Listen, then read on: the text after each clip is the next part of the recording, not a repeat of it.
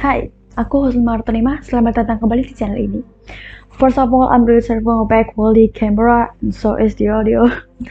And it's raining outside, and I hope those impurities don't really bother you guys. And I have to take this video right now because I am excited to tell you how fun this one is. Di kesempatan kali ini, aku akan mencoba meresensi buku yang ditulis oleh Bapak Agus Mariono yang berjudul Membangun, Mengelola, dan Menumbuhkan Networking untuk Kemajuan dan Kesejahteraan Bersama. Dari judulnya aja nih aku udah setuju nih kalau setiap kegiatan atau pekerjaan apapun jika ditopang dengan networking akan lebih mudah dan akan mempunyai kesempatan atau potensi untuk maju lebih besar. Video ini akan dibagi menjadi beberapa segmen dan nantinya timestamp-nya juga akan aku tuliskan di description box. In case you want to know specific part of this book, so without any further ado, let's get started. Yang pertama, profil penulis.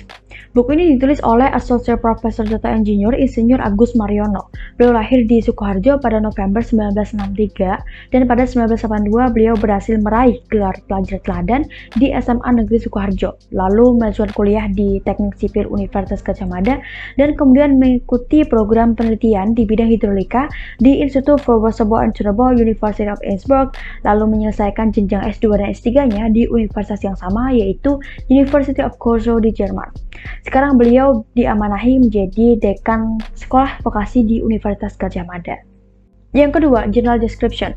Buku ini ditulis pada tahun 2016, terdiri dari 112 halaman dan terdapat 7 bab di dalamnya yang nantinya akan aku coba ceritakan ya kepada teman-teman secara singkat mengenai inti dari masing-masing bab tersebut. Buku ini juga mendapatkan apresiasi dan sambutan pengantar dari Bapak Dr. Insinyur Gatot Hari Priyowijanto yang merupakan direktur dari Simeo Simolek pada tahun 2008 hingga 2014.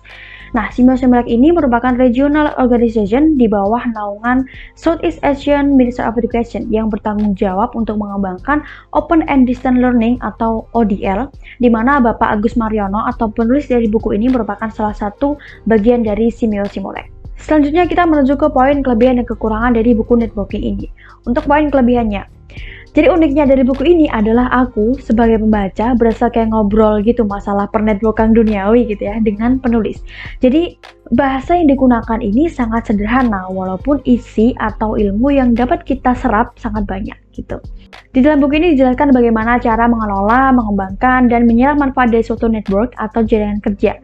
Selain itu juga terdapat pembahasan mengenai apa aja sih yang menyebabkan network tersebut gagal atau stuck di satu titik tertentu atau tidak mengalami proses metabolisme baik informasi, energi maupun materi. Sekalian dengan tips-tips bagaimana cara mengatasi hal tersebut. Wah, menarik ya. Sekarang kita menuju ke poin kekurangan dari buku networking ini. Untuk poin kekurangannya terdapat beberapa typo atau kesalahan dalam pengetikan yang lumayan banyak menurut aku. Jadi kalau misalkan buku ini akan diajukan ke penerbit dan membutuhkan editor untuk koreksi typo dan penyesuaian persyaratan penerbitan, I'm free to be contacted anyway, and let's get this stuff done. Canda ya Wak, namanya juga usaha membangun network ya kan. Next, isi buku. Bab 1, latar belakang mengapa kita perlu membangun network. Jadi konsep sistem dan networking ini merupakan dua hal yang saling berkaitan erat satu sama lain. Dan keterkaitan antar keduanya mempunyai peran besar dalam mendukung eksistensi suatu badan atau institusi. Jadi suatu sistem akan tumbuh dan berkembang jika ditopang atau didukung dengan networking yang kokoh dan dinamis. Nah, arti dinamis di sini adalah bahwa network tersebut akan semakin luas dan berkembang dan tentunya juga diimbangi dengan manajemen network yang baik sehingga dihasilkan jaringan kerja atau network yang berkualitas. Konsep sistem dan network mempunyai pengaruh besar di era globalisasi dan era otonomi, di mana era globalisasi merupakan simbol era yang mendorong kerjasama intensif dan era otonomi merupakan suatu era yang memberikan ruang gerak secara luas kepada setiap individu dan organisasi untuk melakukan dan mengembangkan potensinya masing-masing. Jadi era globalisasi dan otonomi ini memberikan kebebasan kepada setiap individu dan organisasi untuk melakukan sesuatu dengan tak terbatas.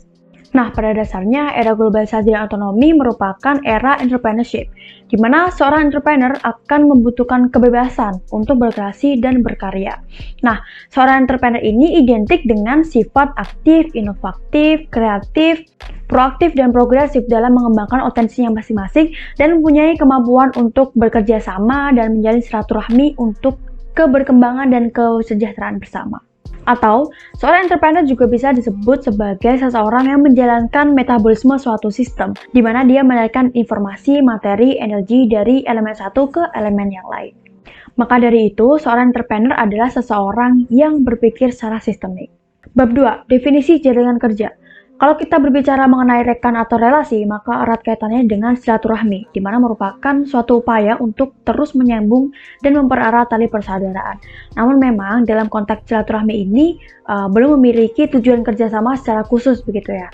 Nah, penulis memaparkan mengenai network atau silaturahmi kerja yang kemudian mempunyai tujuan kerjasama dan target untuk dicapai. Nah, network yang sudah matang dan berkembang adalah network yang setiap anggotanya mempunyai jalinan kerjasama dan terjadi proses metabolisme baik informasi, materi, energi secara terus-menerus dan efisien. Bab 3. Bentuk networking atau silaturahmi kerja. Jaringan kerja yang paling efektif adalah yang bertumbuh pada konsep network yang dinamis dan produktif. Nah, bentuk-bentuk network yang dipaparkan di bab 3 ini diantaranya ada network lokal, network regional, network global, ada network sosial, dan ada yang namanya globalisasi atau merupakan gabungan dari globalisasi dan kesadaran lokal atau lokalisasi. Nah, jadi meskipun sudah mendunia, manusia tersebut tidak tercerabut dari akar lokalitasnya. Atau kayak salah satu slogan UGM ya, yang locally rooted, globally respected. Bab 4. Membangun dan mengembangkan network. Pada bab ini dipaparkan mengenai cara memulai membangun network.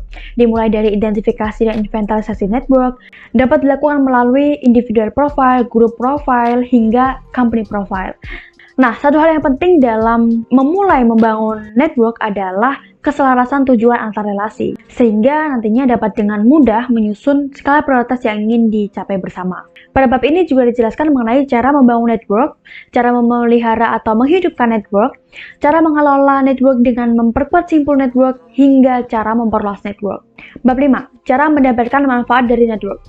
Konsep mendapatkan manfaat dari network ini berbeda dengan konsep memanfaatkan network ya teman-teman. Jadi dalam hal mendapatkan manfaat dari network harus ditinjau secara keseluruhan sehingga setiap elemen atau anggota network mendapatkan keuntungannya begitu. Nah, kunci utama dari network adalah simbiosis mutualisme atau kalau dari konsep kesisteman ini disebut sebagai zero sum game yang merupakan keseimbangan di mana semua pihak diuntungkan dan tidak ada pihak yang dirugikan. Baik dari pelaku atau pengelola sistem maupun network tersebut, lalu dari lingkungannya, maupun dari sumber daya yang digunakan. Sekarang kita menuju ke bab 6, yaitu kegagalan dari network dan cara mengatasinya. Nah, keberhasilan dan kegagalan suatu network dipengaruhi oleh faktor internal maupun faktor eksternal dari network tersebut. Untuk faktor internal misalnya, tidak terbangunnya visi, misi, dan filosofi dari network tersebut. Contoh nih ya, kita sendiri ya, kalau misalkan kita tergabung di suatu jaringan kerja atau komunitas yang dimana komunitas tersebut tidak mempunyai tujuan atau visi misi yang jelas gitu. Nah, pasti kita juga bakal males gitu ya kan buat aktif dan berkontribusi untuk membangun komunitas tersebut. Jadi bahkan kita bakal ngerasa tidak diuntungkan dan terkesan sia-sia begitu kan. Nah, selain itu kegagalan dari faktor internal ini juga bisa disebabkan oleh tidak adanya proses perencanaan, implementasi, hingga evaluasi yang solid gitu. Jadi, network tersebut akan stuck di satu titik tertentu dan setiap anggotanya akan merasa hanya membuang-buang waktu jika berkontribusi di network tersebut. Selanjutnya, kegagalan network yang disebabkan oleh faktor eksternal.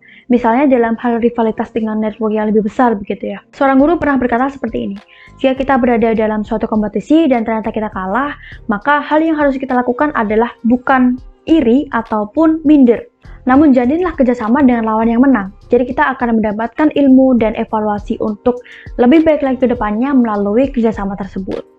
Sekarang kita menuju ke bab terakhir yaitu bab 7. Pada bab ini disampaikan mengenai pentingnya pemahaman dan kesadaran networking untuk ditanamkan sejak dini. Selain itu, penulis juga menyampaikan rekomendasi untuk para individu maupun institusi yang sedang atau akan membangun dan mengembangkan network untuk kemajuan dan kesejahteraan bersama. Terakhir, I recommend this book for you to read it out. Tapi sayangnya buku ini belum bisa didapetin di website atau e-commerce manapun. Jadi buku ini hanya tersedia di area kampus UGM, tepatnya di Departemen Teknik Sipil dan Lingkungan. If you wanna know more about this book, bisa langsung ke perpustakaan DTSL UGM atau barangkali kita bisa gantian baca aja kali ya, mengingat jumlahnya juga yang terbatas. Banyak banget ilmu network yang bisa didapat di buku ini, and it's obviously worth it. Oke, sekian video kali ini. I sincerely apologize for mistake that I did. Silahkan like and share jika kalian suka dan semoga bermanfaat. Thanks for watching and see you in the next video. Bye.